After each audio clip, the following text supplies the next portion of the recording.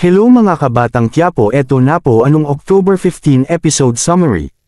Sa bahay ng mga gerero, sabi ni Miguelito paglalaroan ko muna si Santino, at nakita ni Erica si Santino na duguan at bagbog sarado, at tinanong na sino ang gumawa nito sa kanya, at sinagot ni Santino na galit sila kasi sa ginawa ko sa iyo Erica, at sa loob naman ay sabi ni Roberto alam mo sawang-sawa na ko kakasaway dyan sa anak mo na si Miguelito. Sa tingin mo pag napatay mo si Santino magiging okay na ang lahat magagamit natin si Santino para mapalabas natin si Tanggol. At biglang lumabas si Erica at tinanong sino ang gumawa noon kay Santino at nagalit si Erica at nagbanta na kapag inulit ninyo kay Santino yun magpapakamatay ako sambit ni Erica. At sinabi ni Roberto kay Miguelito na kapag minangyari kay Santino hindi kita mapapatawad.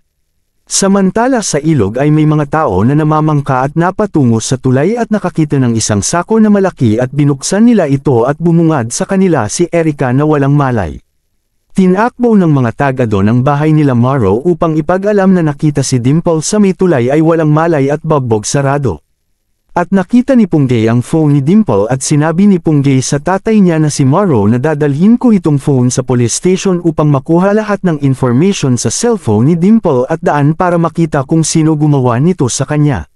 Sa bahay naman nila Angkong, nakipag-bar-ilan si Ramon sa mga tauhan ni Angkong at maya-maya ay dumating na sila Angkong at sinabi sa sekretary niya na anong nangyari at sinabi na nakatakas si Ramon.